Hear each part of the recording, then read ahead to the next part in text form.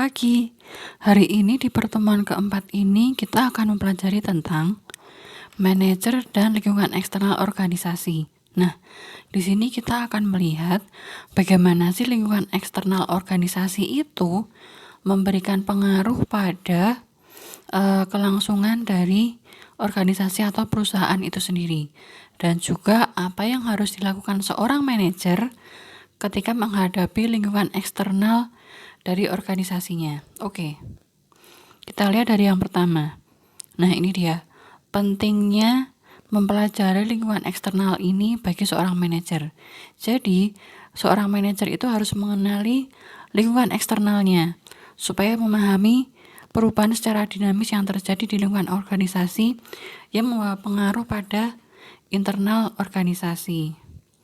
Jadi, manajer itu harus tahu bahwa di sekitarnya itu perubahannya ada apa aja sih, dan bagaimana perubahan yang terjadi di sekitar lingkungannya, baik itu yang secara langsung berpengaruh maupun yang berpengaruh pada dunia bisnis secara keseluruhan, itu juga mempengaruhi kinerja dari organisasinya. Nah, lingkungan eksternal ini terutama terdiri dari unsur dari luar organisasi yang sebagian besar tidak dapat dikendalikan namun memiliki pengaruh. Jadi memang lingkungan eksternal ini benar-benar yang ada di luar organisasi, di luar dari karyawan, di luar dari top manajemen, tapi kesemuanya ini mempunyai dampak yang serius terhadap kelangsungan organisasi atau perusahaan. Nah, ini dia. Lingkungan eksternal di sini ada dua macam. Lingkungan eksternal mikro dan makro. Yang mikro itu terdiri dari kompetitor, supplier, konsumen, lembaga keuangan, pasar tenaga kerja, dan perwakilan pemerintahan. Jadi kalau mikro itu arahnya adalah lingkungan eksternal yang benar-benar berhubungan dengan perusahaan, yang berhubungan langsung dengan perusahaan, yang mempengaruhi secara langsung kelangsungan hidup dari perusahaan. Kemudian yang kedua ada lingkungan makro, itu teknologi, ekonomi politik, sosial. Nah, ini adalah lingkungan eksternal yang skupnya lebih besar. Jadi lingkungan eksternal di mana ketika terjadi perubahan itu yang terdampak tidak hanya perusahaan kita, tapi juga dunia bisnis secara umum, secara global, baik itu yang ada di Indonesia dan bahkan mungkin dunia bisnis internasional. Oke. Sekarang kita lihat dari lingkungan eksternal makro. Tadi disebutkan bahwa lingkungan eksternal makro itu ada beberapa. Yang pertama ini kompetitor. Kompetitor ini adalah dengan kita memahami lingkungan persaingan yang dihadapi, organisasi itu dapat mengetahui persaingannya sehingga lebih bisa mengoptimalkan operasinya. Jadi gini, ketika pada suatu saat perusahaan kita itu mempunyai kompetitor yang baru, nah di sini perusahaan itu harus mengetahui posisi kita dalam persaingan ini ada di mana. Apakah kita mempunyai keunggulan yang lebih banyak, ataukah ternyata kompetitor ini menawarkan beberapa poin plus yang lebih banyak dari perusahaan kita. Jadi dari situ kita bisa evaluasi kita mau ngapain, atau kita itu mau membuat strategi seperti apa untuk memenangkan kompetisi yang terjadi. Oke, yang kedua adalah konsumen. Nah, di sini manajer itu harus tahu profil dari pelanggannya. Kemudian manajer itu perlu melakukan analisis untuk mengantisipasi perubahan perilaku pasar atau perubahan perilaku konsumen. Jadi misalkan untuk kondisi pandemi saat ini. Nah, untuk pandemi saat ini tuh ketika misalkan kita punya perusahaan fashion. Nah, baju seperti apa sih yang dalam kondisi pandemi ini banyak dicari oleh konsumen? Kemudian baju yang seperti apa yang sudah tidak diminati lagi oleh konsumen? Nah, itu kita harus analisis. Kemudian juga misalkan dari segi harga. ketika kondisi pandemi saat ini, ketika konsumen itu ingin membeli baju, nah range harga antara berapa sampai berapa yang konsumen ini masih mau beli. Nah, itu kita harus analisis. Karena kaitannya apa? Kaitannya dengan bagaimana kita akan mengembangkan strategi marketing dan juga strategi promosi ke pelanggan. Nah, maka dari itu konsumen atau customer ini menjadi lingkungan eksternal yang punya peran penting untuk perusahaan atau organisasi. Nah, yang ketiga adalah pasar tenaga kerja. Di sini bagaimana merujuk pada bagaimana kemampuan organisasi itu untuk menarik dan mempertahankan karyawan yang cakap. Nah, karena memang mempertahankan karyawan, terutama karyawan yang mempunyai kinerja yang bagus, itu merupakan suatu tantangan tersendiri untuk perusahaan. Ketika kita punya karyawan yang bagus, pasti akan ada banyak perusahaan yang memberikan penawaran kerja yang lebih bagus. Nah, di sini perusahaan dituntut untuk punya strategi, punya keterampilan gimana caranya kalau kita punya karyawan yang kinerjanya bagus ini dan kita tahu karyawan ini banyak diberikan tawaran kerja yang lebih bagus dari perusahaan lain, gimana caranya kita bisa membuat karyawan ini untuk tetap berada di perusahaan kita dan menolak tawaran yang lain. Nah, kemudian berkaitan dengan karyawan ini, ada 3 faktor yang mempengaruhi kebutuhan karyawan. Yang pertama adalah reputasi perusahaan, kemudian tingkat pertumbuhan angkatan kerja, kemudian tersedianya tenaga kerja yang sesuai persyaratan. Nah, jadi begini, ketika kita mencari karyawan, terkadang reputasi perusahaan itu menjadi faktor utama yang jadi pertimbangan oleh karyawan. Jadi karyawan itu akan melihat perusahaan ini bagus nggak sih? Kira-kira saya kalau kerja di sini nanti kesejahteraan saya akan bagus atau enggak? Terus kalau misalkan dia adalah brand, pasti karyawan akan melihat brandnya ini sudah terkenal atau belum. Kalau kira-kira belum terkenal, nanti kira-kira penghasilan saya itu akan berapa ya? Apakah bisa memenuhi kebutuhan saya? Nah, reputasi perusahaan seperti ini yang juga mempengaruhi karyawan untuk mau melamar atau tidak. Kemudian tingkat pertumbuhan angkatan kerja. Yang ketiga adalah tenaga kerja yang sesuai persyaratan. Nah, terkadang ketika perusahaan itu membutuhkan karyawan baru, terus kemudian kita membuka lowongan kerja, tidak semua yang memasukkan lamaran itu sesuai dengan persyaratan yang kita butuhkan. Nah, di sini menjadi satu tugas tersendiri untuk perusahaan bagaimana sih akan mengatasinya. Apakah kita akan menurunkan standar atau kita akan menambah durasi dari rekrutmen sampai kita ketemu dengan tenaga kerja yang sesuai dengan persyaratan. Oke, itu untuk tenaga kerja. Next, supplier. Nah, untuk perusahaan terutama yang bergerak di bidang produksi, supplier ini mempunyai peranan yang sangat penting. Organisasi memiliki ketergantungan dengan penyedia bahan baku supaya kegiatannya terus berjalan. Nah, beberapa hal yang mempengaruhi hubungan dengan supplier ini adalah kemampuan supply, reputasi, pelayanan, harga, serta kualitas. Jadi, ketika perusahaan, terutama untuk perusahaan yang memproduksi barang, peran supplier ini kan sangat tinggi.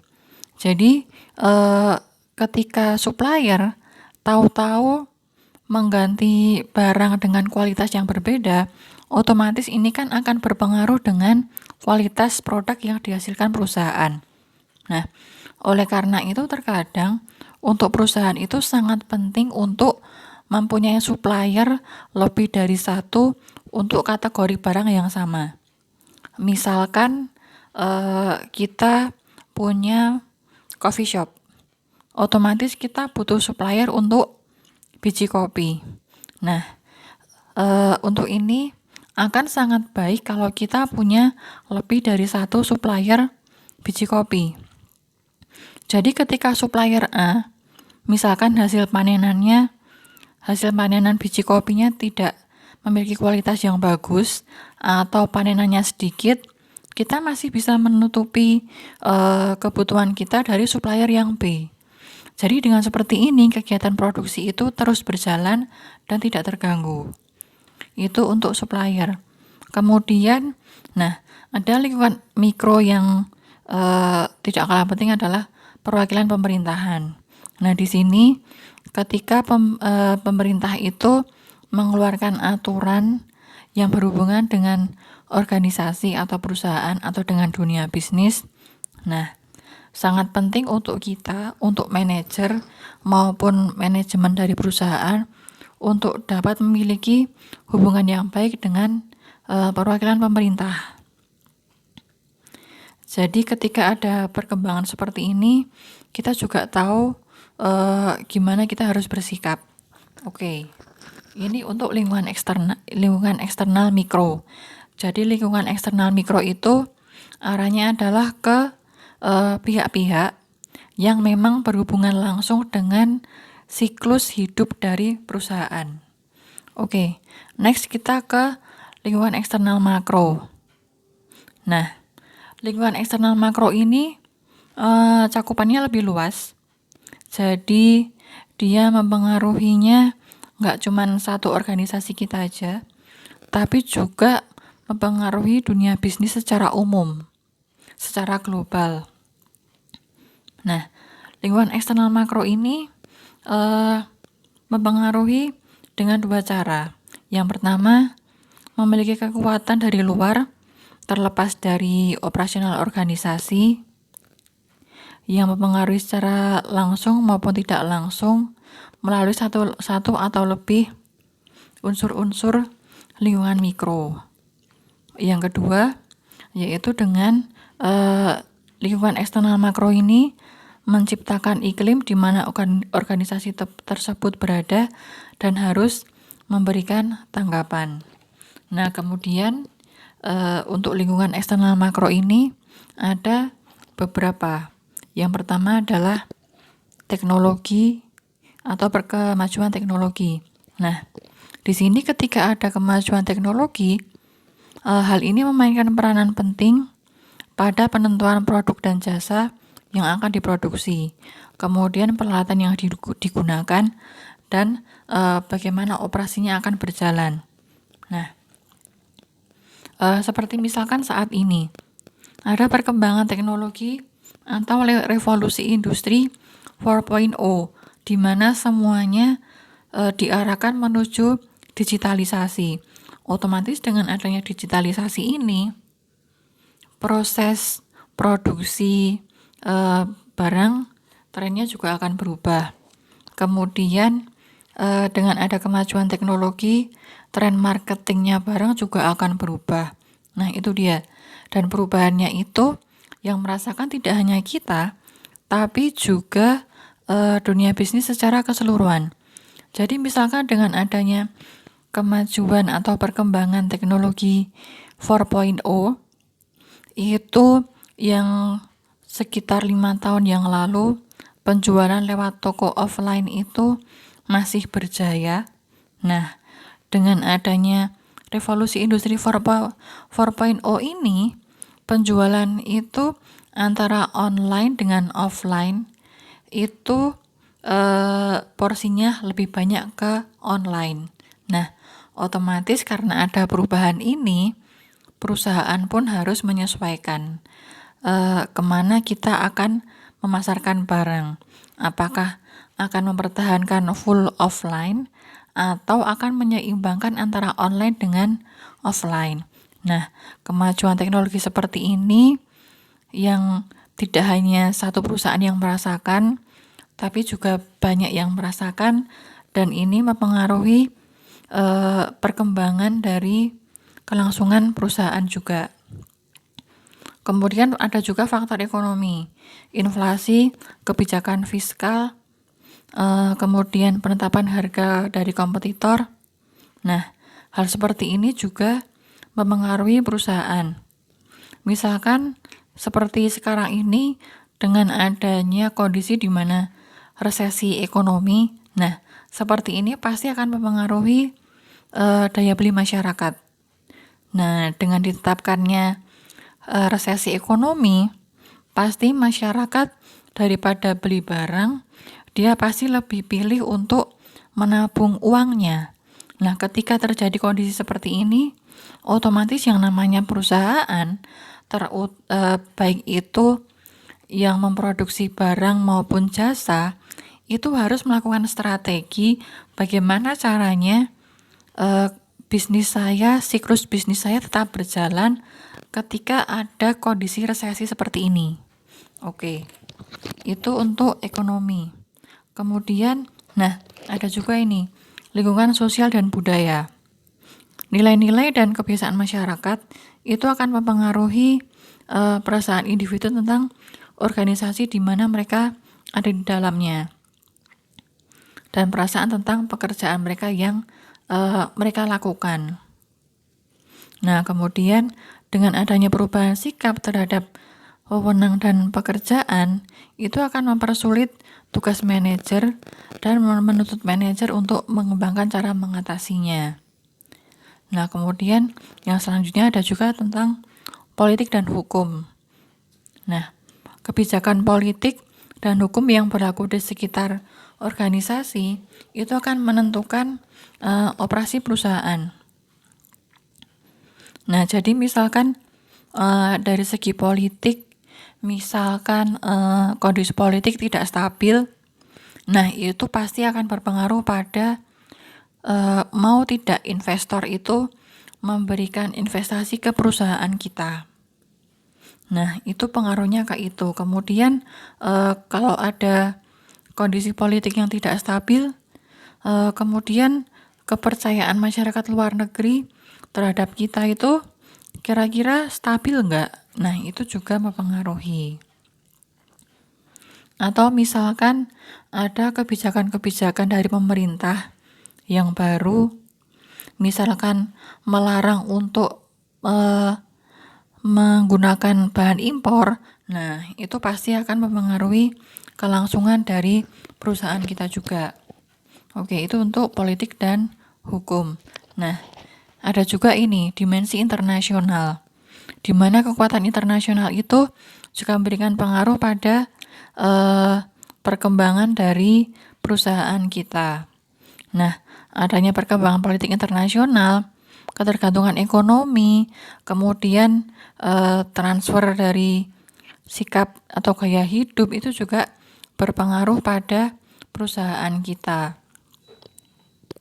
Jadi ketika misalkan di dunia luar itu semua bisnis, semua perekonomian itu pusatnya tergantungnya dari Amerika. Nah, kemudian ketika Amerika resesi, kita juga kena dampaknya. Nah, contohnya seperti itu. Next, ini dia.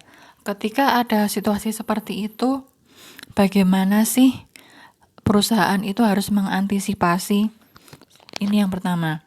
Untuk lingkungan eksternal, itu kita menetapkan variabel kuncinya. Sehingga dari situ kita dapat menetapkan apa sih yang harus kita capai.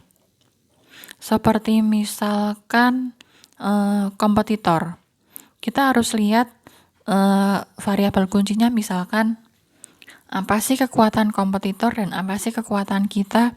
Kemudian kita bandingkan, kemudian dari situ kita buat strategi bagaimana sih untuk memenangkan kompetisi dengan kompetitor. Kemudian misalkan konsumen, kita bisa lihat tren pembelian konsumen itu seperti apa. Nah, dari situ kita bisa merancang strategi bagaimana sih kita harus mendekati konsumen supaya produk kita itu tetap diminati. Jadi kalian harus lihat intinya, kuncinya dari masing-masing lingkungan eksternal makro itu arahnya kemana.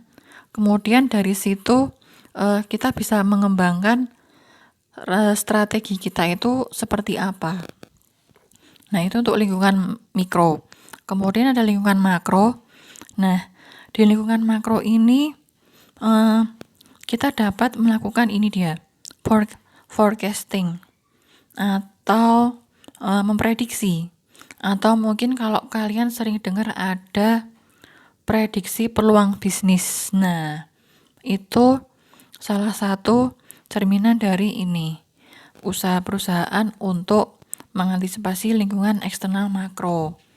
Jadi ketika ada perkembangan secara global, nah nanti pasti ada itu.